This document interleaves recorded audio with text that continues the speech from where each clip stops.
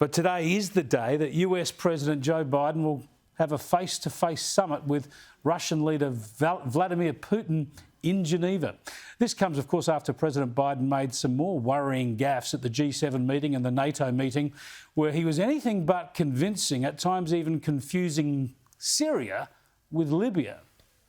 We could work together with Russia, for example, in Libya, or the rebuilding of Syria, of Libya, and for example, in Libya.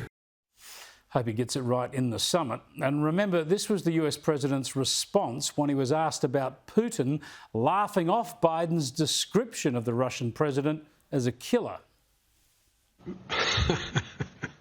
To answer the first question, I'm laughing too. It's not much of a, I don't think it matters a whole lot in terms of this next meeting we're about to have.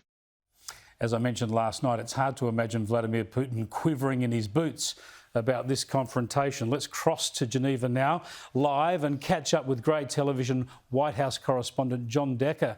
John, what does the US president expect to get out of this summit, do you think? Well, he has one goal, Chris. That goal is stability and predictability in the relationship that the U.S. has with Russia. And right now, Chris, that does not exist. And it doesn't exist because of the almost regular cyber attacks that have been taking place against the U.S., which have been launched from inside Russia. Those attacks have taken place almost on a regular basis, whether it's on our energy sector, the Colonial Pipeline attack, or whether it's on our food sector, which also was attacked within the past few weeks. This is the top issue on the agenda for President Biden. Yeah, they've been creating merry hell there. Now, you've watched President Biden for a long while, since before he was president. You've seen these gaffes, sometimes confusing issues, getting very hard to follow once he goes off script. He's usually on an auto cue. Is there a sense that Vladimir Putin will have his measure at this face-to-face summit? Well, this is going to be a highly scripted event, and most of this will take place behind closed doors.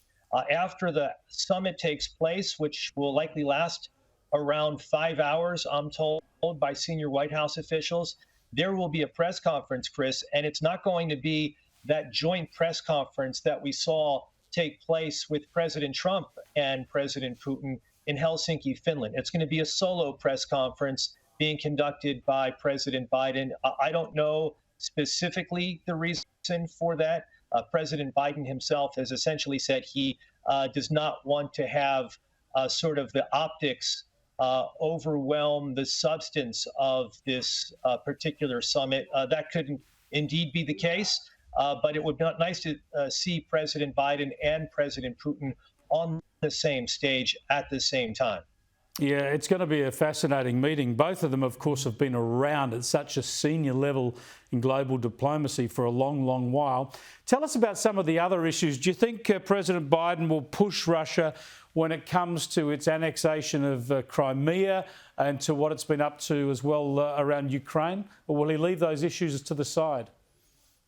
No, this is on the agenda as well, the aggression that we've seen Russia take over the past few years. Whether you're talking about Ukraine, whether you're talking about threats that Russia has made against the country of Georgia, and of course the proxy war that Russia has been fighting for so many years in Syria, all of these issues will be on the agenda.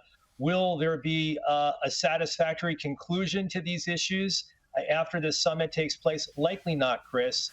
I don't see that taking place. The only thing I see likely of substance coming out of this summit is right now there is no U.S. ambassador in place in Moscow. There's no Russian ambassador in place in Washington.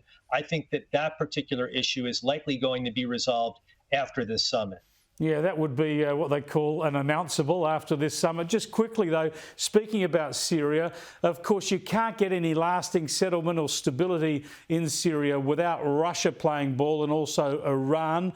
Is there much hope of a step forward in that direction, given we've already seen the Middle East, of course, erupt across the Palestinian-Israeli issue? Is there much hope in Syria?